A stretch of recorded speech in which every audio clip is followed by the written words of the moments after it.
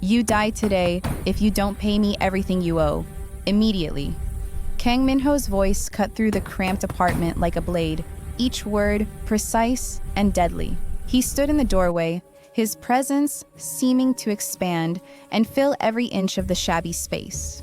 2 bodyguards flanked him, silent, immovable mountains in black suits. Minho himself wore a tailored 3-piece suit that probably cost more than 3 months of rent for this rundown apartment. The apartment around him told a different story.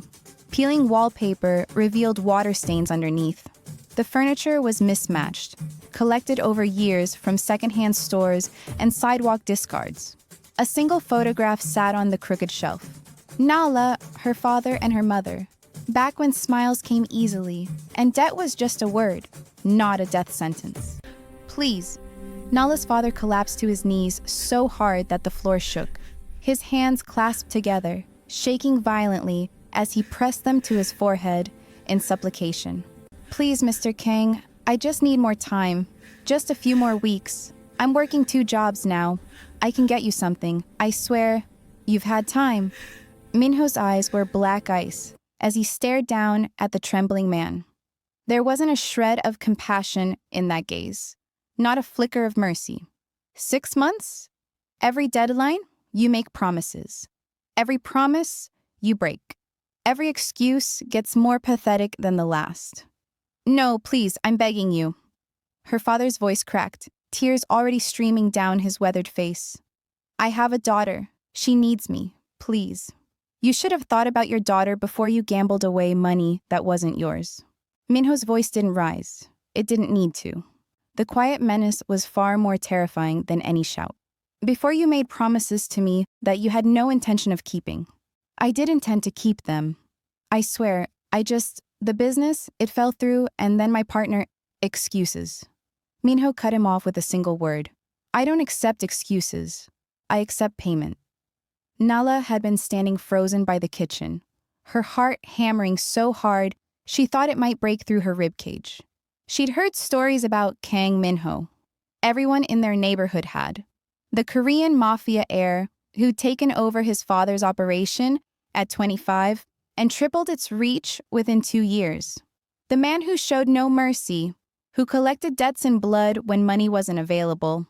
The monster in expensive suits who smiled at funerals and never at weddings. Looking at him now, she believed every story. But this was her father, the man who'd held her hand on her first day of school, who'd worked 3 jobs after her mother died to keep food on the table, who'd made mistake after mistake, yes, but who'd done it all trying to give her a better life. She couldn't just stand there and watch him die. Please. Nala dropped beside her father, her own knees hitting the floor hard enough to bruise. The impact sent a shock of pain up her legs, but she barely felt it. All she could feel was terror. Cold, paralyzing terror that squeezed her lungs and made it hard to breathe. She looked up at the man who held their lives in his hands, forcing herself to meet those merciless eyes. We'll find a way. Just give us a chance. Please, sir. Just one more chance. Minho's gaze didn't even flicker toward her. It was as if she didn't exist, as if she were a piece of furniture, beneath his notice and unworthy of acknowledgement. He kept his eyes fixed on her father, and somehow that was worse than if he'd looked at her with hatred. At least hatred meant she registered as human. 24 hours. He turned on his heel with military precision. Not a minute more. Have my money or I'll take what I'm owed another way. And trust me, Mr. Thompson, you don't want to know what that looks like. One of the bodyguards stepped forward and placed something on the rickety coffee table. A business card, plain white with black text, an address. Tomorrow, 8 p.m. Don't be late. Minho paused at the door, glancing back over his shoulder. Still, his eyes didn't touch Nala. And don't run. I'll find you. I always find them. And when I do... He let the sentence hang, unfinished, and all the more terrifying for it. The door slammed behind him, and the silence that followed was deafening. For a long moment, neither Nala nor her father moved. They stayed frozen on their knees, as if the echo of Minho's presence still pinned them there. Then her father made a sound, something between a sob and a gasp, and the spell broke. Nala stayed frozen on the floor, her breath coming in short, sharp gasps that didn't seem to bring enough oxygen. Her hands were numb, her mind spinning. 24 hours, 1 day? How were they supposed to get that kind of money in 1 day? Then the shock gave way to something else. Rage. Hot, furious rage that burned away the fear and left only anger in its wake. She turned on her father, her voice shaking with the force of her emotion. How could you? How could you borrow from him? From the Korean mafia? I had no choice. Her father's face was in his hands, tears streaming between his fingers, his whole body shaking with sobs. The business was failing. We needed money for your mother's medical bills, and then the funeral costs, and the rent was due, and I thought I could make it back. I had a deal that was supposed to go through. We needed you to not be an idiot. Nala's voice cracked, her own tears starting to fall now. She'd been holding them back, trying to be strong, but the dam had broken. Do you know what he'll do to you? To us? I've heard the stories, Dad. The things he does to people who don't pay. I know. Her father looked up, his face ravaged by guilt and fear. Don't you think I know? I see him in my nightmares, Nala. Every night. I thought I could fix it. I thought... You thought wrong. She was standing now, her hands clenched into fists at her sides. You gambled with our lives. With my life. What am I supposed to do if he kills you? What am I supposed to do alone? Her father reached for her, but she stepped back. She couldn't bear to be touched right now. Couldn't bear the weight of his guilt on top of her terror. We'll figure it out, her father said weakly, but they both knew it was a lie. We'll go to the banks tomorrow, first thing. Or maybe your aunt in Busan. My aunt who hasn't spoken to you in 5 years? That aunt? Nala laughed, but it was a bitter, broken sound. We have nothing, Dad. No collateral, no credit, no options. You made sure of that. But even as she said it, even as she raged at him, she knew that anger wouldn't save them. Nothing would save them. Nothing except a miracle or a sacrifice. 23 hours and 45 minutes later, Nala's feet ached like they were broken. She'd walked what felt like the entire length of Seoul, going from door to door, place to place, person to person. Her voice was hoarse from explaining, from begging, from pleading. I'm sorry, we can't approve a loan without collateral. Do you have any property? Any assets? No, but then I'm afraid there's nothing we can do. The bank manager's sympathetic smile hadn't reached her eyes. None of their smiles did. Please, my uncle works in Seoul. He's a businessman. If you could just give me his contact information. I'm sorry, I haven't spoken to your uncle in years. We had a falling out. I don't have his number anymore. Her mother's old friend had barely opened the door wide enough to speak through. Nala had seen the fear in her eyes. Fear that whatever trouble the Thompsons were in might splash onto her. The church fund is for registered members only, and even then, it's for emergencies like medical bills or, this is an emergency. My father will die if... I'm sorry, I can't help you. I'll pray for you, though. The pastor's door had closed with a gentle but final click. Every door closed, every face turned away. Some with regret, some with fear, some with barely concealed satisfaction that someone else was suffering, and they weren't. The sun was setting now, painting the sky the color of blood. Nala stood in the middle of a busy street, people flowing around her like water around a stone. She was invisible to them, just another struggling girl in a city full of struggling people. She had 15 minutes left. 15 minutes before she was supposed to meet her father at home and tell him she'd failed. That there was no money, no miracle, no way out. 15 minutes before they had to decide whether to run and be hunted or face Kang Minho and his gun. Nala's legs gave out. She found herself sitting on a bench, her hands empty, her hope gone. She thought of her father's face, the fear in his eyes when Minho had looked at him like he was already dead, the way he'd held her when her mother died, promising through his own tears that he'd always take care of her, that they'd be okay. Some promises were impossible to keep, but maybe she could keep him alive. even if it cost her everything. The thought came slowly at first, then all at once, hitting her like a physical blow. She had nothing of monetary value. No money, no property, no assets that a bank would recognize. But she had herself, her body, her innocence. The things that men like Kang Minho took from people anyway, when they couldn't pay their debts. She'd heard those stories too. Girls offered up by desperate fathers, women taken as payment, bodies sold to settle accounts. What if she offered first? What if she went to him and gave him what he'd take anyway, but negotiated for her father's life in return? The thought made her stomach turn, made bile rise in her throat. This was the most humiliating thing she could imagine doing. Offering herself like a prostitute, begging a man to take her virginity, to use her body, to own her in the most degrading way possible. But the alternative was watching her father die. Nala stood up on shaking legs. She had 15 minutes. That was enough time to get home, to change, to prepare herself for what she was about to do. She started walking, then running. The decision was made. She couldn't unmake it now. Couldn't let herself think about it too long, or she'd lose her nerve. She had to do this. She had to save him, even if it destroyed her. The apartment was empty when she got home. Her father had left a note, gone to try one more place. Don't give up hope. But Nala had already given up hope. She'd moved past hope into something darker, something desperate and terrible. She stripped off her clothes, her hands shaking so badly she could barely manage the buttons. She stepped into the shower and scrubbed her skin until it was red, as if she could wash away what she was about to do before she even did it. The water ran cold, but she barely felt it. She was numb inside, her mind carefully blank.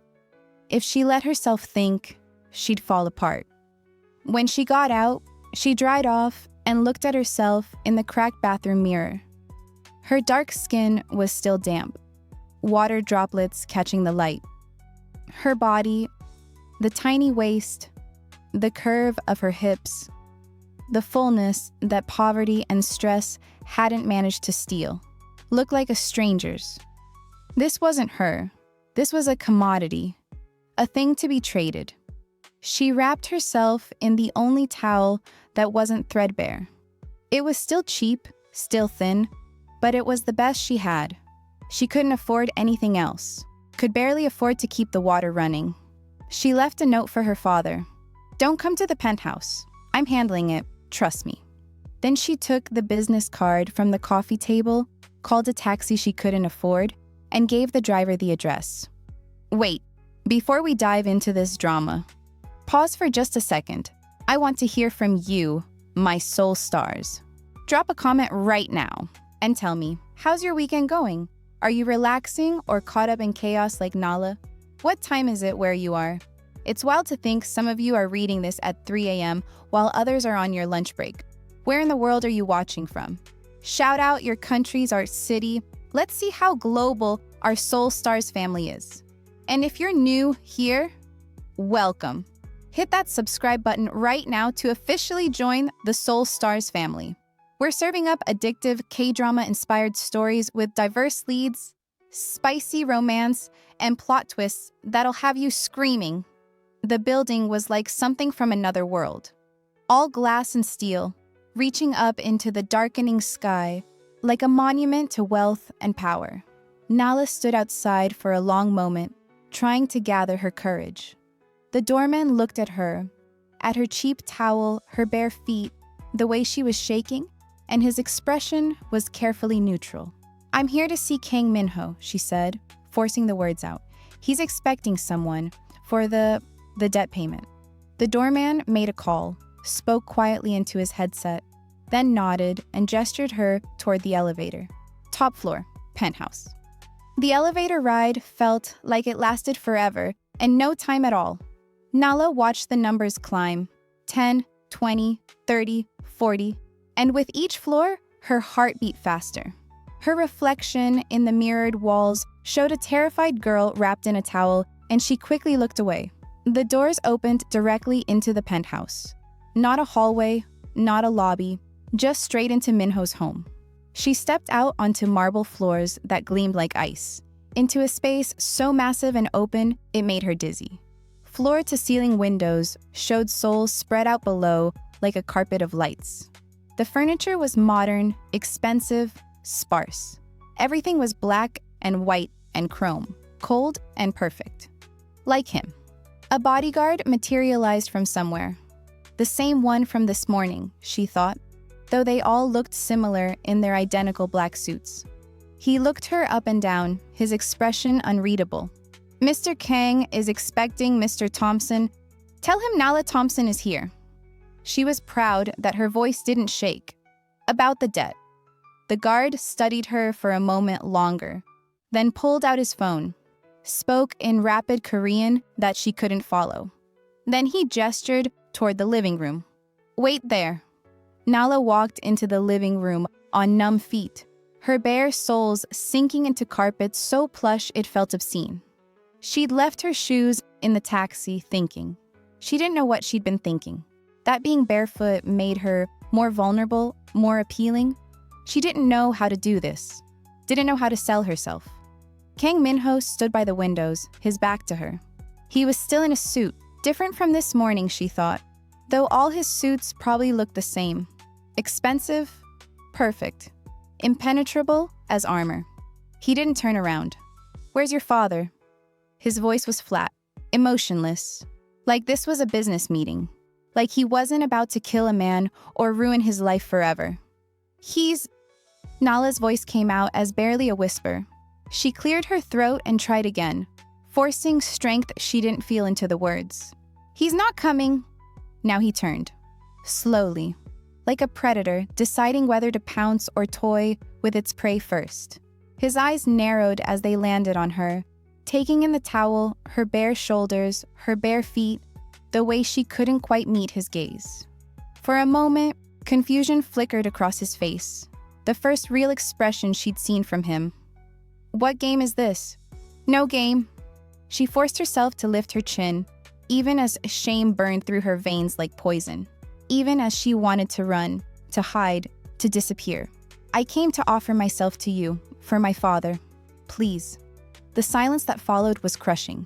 It pressed down on her from all sides, making it hard to breathe. She could hear her own heartbeat thundering in her ears, could feel sweat gathering at the base of her spine despite the air conditioning. Minho stared at her, really looked at her for the first time. His eyes traveled over her face, seeming to catalog every feature, her dark skin, her full lips, the terror she couldn't quite hide in her eyes. Then his gaze dropped lower, tracing the line of her neck, the curve of her shoulders where the towel barely clung. Then he looked away sharply, his jaw tightening. "Get out!" The words were like a slap. Nala flinched but held her ground. "No!" His head snapped back toward her, eyes flashing with something dangerous. "What did you say?" "I said no." The word burst from her before she could stop it. She saw his eyes flash. Anger, surprise, something else she couldn't name. No one said no to Kang Minho. Everyone knew that. But she couldn't back down now. If she left, her father was dead. "If you won't kill my father, if you'll let him live, he's all I have. I'll do anything. I'll give you whatever you want, however you want it. Just please." I said, "Get out of my home." His voice was deadly quiet now, each word enunciated with terrifying precision. Now. But Nala was past fear, past shame, past everything except desperation. Her hands moved to the towel, her fingers finding the tucked edge where it was secured. She was shaking so hard she could barely grip the fabric. Tears burned behind her eyes, but she wouldn't let them fall.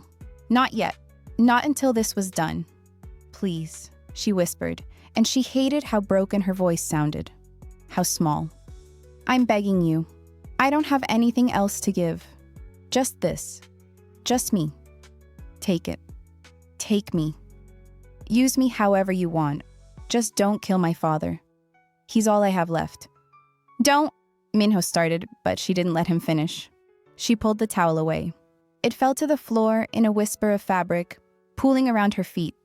And Nala stood there, completely exposed, completely vulnerable. The cool air raised goosebumps on her skin. She felt the weight of his gaze like a physical touch, and she wanted to cover herself, wanted to run, wanted to die from the humiliation of it all. This was supposed to be for someone she loved, someone who loved her. Her first time was supposed to be special, sacred, something beautiful.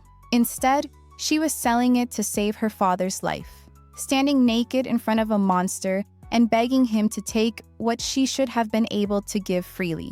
But she kept her eyes closed and her hands at her sides and waited. The silence stretched on forever. She could hear him breathing, quick, sharp breaths that didn't match the calm she'd always seen from him. She could hear her own pulse pounding, could hear the distant hum of the city below. Then, "Cover yourself." His voice was rough, strained in a way it hadn't been before. She opened her eyes and found him staring at her, not at her face, at her body. His eyes traveled over her slowly, taking in every curve, every line. The tiny waist that dipped in dramatically, the full swell of her hips, her thighs, her breasts, the dark expanse of her skin that glowed like polished wood under the lights. He looked, and he couldn't look away. She saw his jaw clench, saw his hands curl into fists at his sides, saw the way his chest rose and fell with carefully controlled breaths. "I said cover yourself." The command was sharper now, almost violent in its intensity. But it wasn't disgust in his voice. It was something else, something that sounded almost like fear? "Not until you agree. Cover yourself now." But even as he said it, his eyes didn't move. They stayed fixed on her, drinking her in like a man dying of thirst. She saw the struggle on his face, the war between his iron control and whatever he was feeling right now. And for the first time since this nightmare began, Nala felt a flicker of something that might have been power. He wanted her. The great Kang Minho, who showed no emotion, who was made of ice and steel. He wanted her. She could see it in the way his hands trembled before he clenched them tighter. In the way his breathing had gone ragged. In the way he looked at her like she was something precious and dangerous all at once. "Please," she said again, softer now. "Just agree to let my father live. That's all I'm asking. You can have me. Any way you want. I won't fight. I won't say no. Just, please." He was silent for a long moment. The struggle on his face was almost painful to watch. Then he turned away sharply, presenting his back to her. "Put the towel back on." It wasn't a request. Nala bent and picked up the towel with shaking hands, wrapping it around herself again. The fabric felt different now, contaminated somehow, like it couldn't protect her anymore. When she was covered, Minho finally turned around. His face was back to that emotionless mask, but his eyes were still dark and hungry and focused entirely on her. "Marry me." The words were flat, emotionless, like he was ordering coffee. "Your father lives." Nala's heart stopped. Her mind went blank. She couldn't have heard that right. "What?" "Marry me. Become my wife. Your father's debt is forgiven, and he lives." Minho's voice was perfectly controlled now, as if the moment before, the want, the hunger, had never happened. "That's the deal." I don't understand." Nala's legs felt weak. She took a step back, then another. "I came here to... You wanted me to... Why would you want to marry me? You don't need to understand." He turned back to the window, dismissing her with his body language. "That's the deal. Accept it or leave. Choose now." "But I'm nobody. I'm poor, I'm black, I'm African, I know what you are." His voice cut through her, stammering like a knife. "The question is whether you accept my terms or not. Marriage for your father's life, 2 years. After that, I'll decide what happens next." Nala's mind was spinning. Marriage? She'd expected something else. Something that would be over in a night. Something she could endure and forget and move past. But marriage meant living with him, being tied to him, belonging to him in a way that went beyond just her body. But marriage also meant safety for her father. It meant this monster wouldn't come back to collect. It meant protection. And maybe, just maybe, it meant she'd keep her virginity. At least for now.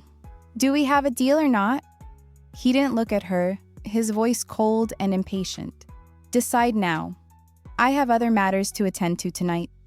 Her father's face flashed through her mind. The gun pointed at his head. 24 hours, no, less than that now. Minutes, maybe. Yes, she whispered. Yes, we have a deal. Good. He pulled out his phone, typed something. Someone will bring you a contract. Sign it. You'll move in tomorrow. Tomorrow? Nala's voice cracked. But I need time to... Tomorrow.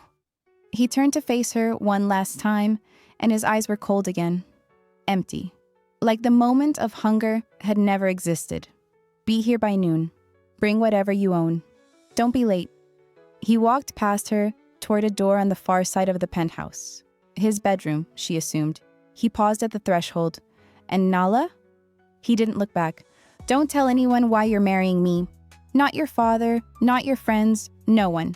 As far as the world is concerned, this is a love match. Understand? She nodded, then realized he couldn't see her.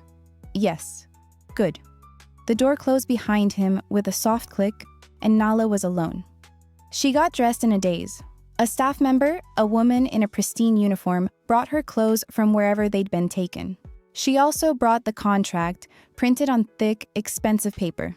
Nala read it in the bathroom, her hands shaking. The language was dense, legal, but the terms were clear enough. Marriage contract between Kang Minho and Nala Thompson. Duration, 2 years from the date of signing. Miss Thompson agrees to reside with Mr. Kang and fulfill the duties of a wife in public settings. Miss Thompson will receive a monthly allowance for expenses. Miss Thompson will not discuss the terms of this arrangement with any outside parties. Mr. Kang reserves the right to terminate the contract early at his discretion. Upon termination, Miss Thompson will receive a settlement payment, and all debts owed by James Thompson will be considered paid in full. There was more, pages and pages of more, but those were the important parts. She would be his wife for 2 years, in public. But what about in private? The contract said nothing about sleeping arrangements, nothing about physical expectations, nothing about whether this would be a real marriage or just a performance. Nala signed it with a shaking hand. What choice did she have? The staff member took the contract, gave her a slight bow, and escorted her to the elevator. A car will pick you up at your apartment tomorrow at 11:30 a.m. Please be ready. Okay, Nala whispered. Then she was in the elevator, then in the lobby, then on the street. The night air was cool against her flushed skin. She felt like she'd been through a war. She'd come here to sell her body for one night. Instead, she'd sold her entire life for 2 years. Her father was pacing the apartment when she got home, his face ravaged by worry. When she walked in, he rushed to her, grabbing her shoulders. Where were you? I've been calling, your phone was off. I thought maybe He stopped, really looking at her for the first time. Nala, what happened? Are you okay? I'm fine. Her voice sounded hollow even to her own ears. And you're fine too. The debt is forgiven. Her father's face went from worried to confused to hopeful in rapid succession. What? How? Did you find the money somehow? No. Nala pulled away from him, wrapping her arms around herself. I made a deal with him. What kind of deal? She couldn't look at him. I'm marrying him. The silence was deafening. Then, you're what? Her father's voice was so loud it made her flinch. She turned to face him, and the look on his face, shock, horror, disbelief, made something in her chest crack. I'm marrying Kang Minho. She forced the words out, each one like swallowing glass. That's the deal. I marry him, and you live. Your debt is forgiven. No. Her father was shaking his head violently. No, Nala, you can't. He's a monster. He'll hurt you. What did you want me to do? The words burst out of her, all the fear and shame and anger she'd been holding back finally breaking free. Would you have preferred to be dead? Because that was the other option. You left me no choice. I didn't ask you to. You didn't have to ask. Tears were streaming down her face now, and she didn't bother to wipe them away. You think I wanted to do this? You think I walked into his penthouse tonight because I wanted to marry him? I did it to save your life, because of your debts, your stupid decisions that put us in this situation in the first place. Nala, baby, I'm so sorry. Her father reached for her again, his own tears starting. Sorry doesn't change anything. Her voice was hollow now, empty of everything except exhaustion. I signed the contract. It's done. I move in tomorrow. Tomorrow? Her father looked like she'd slapped him. But that's so soon. Maybe we can find another way. Maybe. There is no other way. She was shouting now, her voice breaking. Don't you understand? This is it. This is the only option we had. I'm marrying him, and you get to live. And that's how it is. Her father collapsed onto the couch, his face in his hands, sobbing. I'm so sorry. I'm so sorry. This is all my fault. My baby girl. What have I done to you? Nala stood there, watching him cry, and felt nothing. She was empty, hollowed out. She'd sacrificed everything tonight. Her dignity, her future, her freedom, and all she felt was numb. I have to pack, she said quietly. The car comes at 11:30 tomorrow. She walked to her room and closed the door on her father's sobs. Nala didn't sleep that night. She packed her single suitcase with everything she owned, which wasn't much. A few changes of clothes, all worn and cheap, her mother's necklace, a photograph of her family when they were whole and happy, a book her mother had given her before she died. That was it. That was her whole life, fitting into one small suitcase. At 11:30 the next morning, a black car pulled up outside. The driver loaded her suitcase without a word. Her father stood in the doorway, still crying, still apologizing. Nala hugged him briefly. I'll be okay, she lied. Don't worry about me. I'll find a way to fix this, her father promised. I'll get you out of this. Just stay alive, Nala said. That's all you need to do. Then she got in the car, and her old life disappeared behind her. The penthouse looked different in daylight.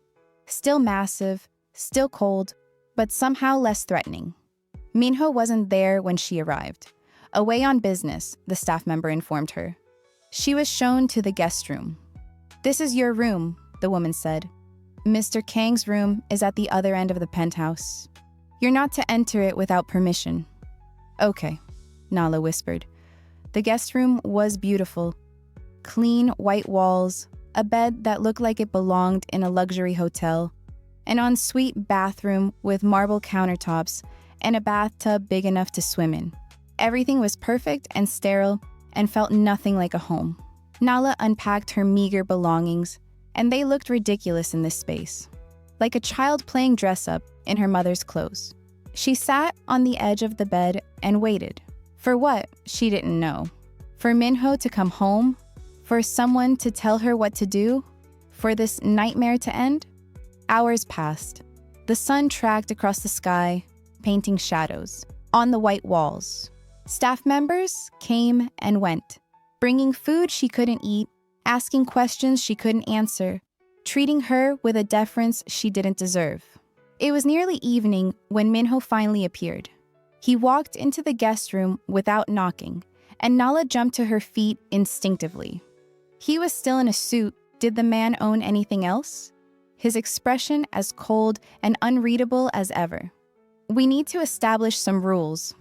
Not hello, not welcome to your new home, just straight to business. Nala clasped her hands in front of her, trying to stop them from shaking. Okay, you sleep in this room, always. I will never enter it without permission. His eyes were hard as diamonds. Similarly, you will never enter my room, not without explicit invitation, which will never come. Stay away from my personal space entirely. Understood, Nala said quietly. I will never touch you. He said it flatly, without emotion, but something flickered in his eyes. This marriage is in name only, for public consumption. In private, we maintain separate lives. You don't need to worry about physical expectations. Relief and confusion warred in Nala's chest. Relief that he wouldn't force himself on her. Confusion about everything else. Then why did you marry me? The question slipped out before she could stop it. The temperature in the room dropped 10 degrees. Minho took a step closer, and Nala instinctively stepped back, her legs hitting the bed. His eyes were black fire, burning with barely controlled fury.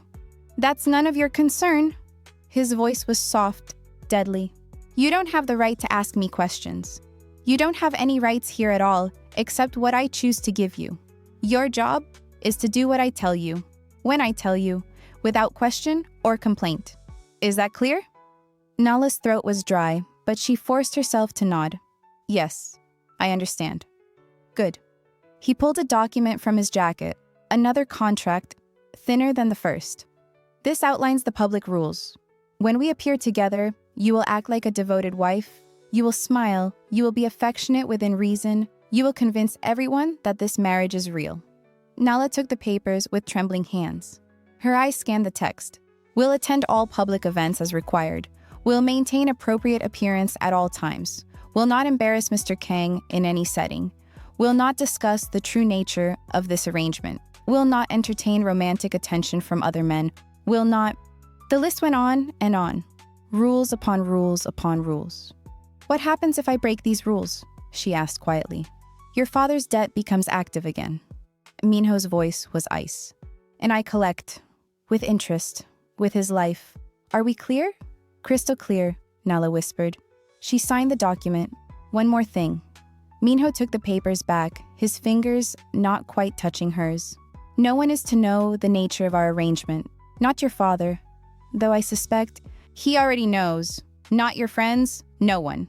If you tell anyone, if you even hint at the truth, your father's life is forfeit. Do you understand?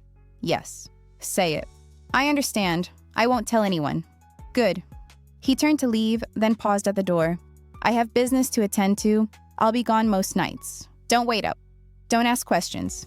Just stay out of my way. Wait, Nala said, surprising herself. What about during the day? What am I supposed to do? Whatever you want, he shrugged. Stay in your room. Explore the penthouse. Read. Watch TV. I don't care. Just don't touch anything in my office or my bedroom. The staff will provide whatever you need. Okay. He started to leave again. Mr. Kang? Nala's voice was small. What? He didn't turn around. Thank you for sparing my father. His shoulders tensed. For a long moment, he stood frozen in the doorway. Then, don't thank me. You paid for his life. We're even. The door closed behind him, and Nala was alone again. She sat back on the bed, the full weight of what she'd done crashing over her. She was married to a man who looked at her like she was a problem to be managed, who'd made it clear he would never touch her, never want her, never see her as anything but a transaction. Then why? Why marriage instead of just taking what he wanted? Why keep her here at all? The question circled her mind as she finally changed into her pajamas and climbed under the expensive sheets. But no answers came. Outside, Seoul glittered in the darkness, beautiful and cold and indifferent to her fate. Nala woke to raised voices. She sat up in bed, disoriented. Sunlight streamed through the windows. It was late morning. She'd slept fitfully, waking at every sound, convinced Minho would change his mind about the touching rule and come to claim what he clearly wanted. But he never came. Now, though, there were voices coming from the living room. A woman's voice, cultured, commanding, with the kind of authority that came from a lifetime of being obeyed. This is nonsense, Minho. You can't keep avoiding this conversation. The Song family has been very patient with you, but their patience has limits. Nala crept to her door, opening it just a crack. She could see into the living room from here. A woman stood near the windows, older, elegant, wearing a designer dress that probably cost more than Nala's father's entire debt. Her hair was styled perfectly, her makeup flawless, her posture rigid with aristocratic bearing. Minho's mother, it had to be. And beside her stood the most beautiful woman Nala had ever seen. She was everything Nala wasn't. Pale skin like porcelain, smooth and perfect, without a single visible flaw. Delicate features that looked like they'd been painted by an artist. Long, glossy black hair that fell in perfect waves down her back. She wore a designer dress, something with a designer label Nala didn't recognize, but knew must cost a fortune. Her makeup was subtle, but perfect. Her jewelry understated, but clearly expensive. She looked like she'd stepped out of a magazine or a fairy tale. She was perfection incarnate, and she was looking at Minho with open admiration, even adoration. Her eyes followed him as he moved, soft and hopeful, and then so clearly smitten it made Nala's stomach turn. "Mrs. Kang is right, Minho-si," the woman said softly. Her voice was like music, gentle, cultured, perfectly modulated. "Our families have been discussing this arrangement for months now. I've been very patient, waiting for you to be ready. But perhaps it's time we moved forward?" "Yoonjae has been nothing but understanding," Mrs. Kang continued, her voice warm when addressing the other woman, but cooling significantly when she turned back to her son. "And she's perfect for you. The Song family's connections in both Seoul and Tokyo, her education at Oxford, her reputation in society, you couldn't ask for a better match. Plus, she's beautiful, accomplished, and from what I hear, quite taken with you." Yoonjae blushed prettily, lowering her eyes in a show of modesty that somehow made her look even more beautiful. "Mother Kang, you're too kind. I'm simply stating facts." Mrs. Kang reached out and patted Yoonjae's hand affectionately. "You would make the perfect daughter-in-law, the perfect wife for my son." "Mother," Minho's voice cut through like a whip, sharp and final. "This isn't the time for this conversation." "Then when is the time?" Mrs. Kang's voice rose slightly, frustration bleeding through her cultured tone. "You're 30 years old, Minho. You should have been married years ago. The business needs stability. The family needs heirs. You need..." She stopped mid-sentence. Her eyes had landed on Nala, and Nala froze. She was standing in the hallway in her cheap pajamas, worn cotton pants, and a thin t-shirt that had been washed so many times the graphic had almost completely faded. Her hair was a mess, still tangled from sleep. She was barefoot on the expensive carpet, and she probably had sleep marks on her face. She looked exactly like what she was, a girl who didn't belong in this world of wealth and perfection. Mrs. Kang's eyes narrowed, traveling over Nala from head to toe. The assessment was quick, thorough, and utterly damning. Nala could see the dismissal forming in the older woman's expression, the way her lips thinned, the way her posture stiffened even more. "Who," Mrs. Kang said slowly, each word dripping with ice, "is this?"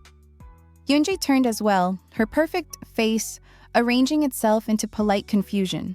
But Nala saw something else flicker in her eyes, something sharp and assessing and not quite as sweet as her voice. "Minho-si, do you have a guest?" He didn't speak. The silence stretched on, heavy and damning. Mrs. Kang's eyes went from Nala to Minho and back again. Nala watched understanding dawn on the older woman's face, followed by something that looked like horror and fury mixed together. "Who is this lowlife? Who is this girl in your home? Will Minho reveal the truth about his secret marriage? Or will he try to hide Nala from his mother and the perfect Korean bride? What will happen when Mrs. Kang discovers that her son has married a poor African girl instead of the society princess she chose for him? And most importantly, why did Minho really choose to marry Nala? Drop your predictions in the comments below. Will Mrs. Kang accept Nala? Will Yoonjae fight for Minho? What secrets is our cold Mafia Heir hiding? Part 2 is coming very soon, and trust me, things are about to get intense. The confrontation you're about to witness will change everything.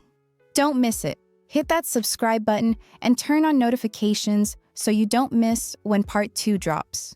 This story is just getting started, and the drama, the romance, and the secrets are only going to get deeper.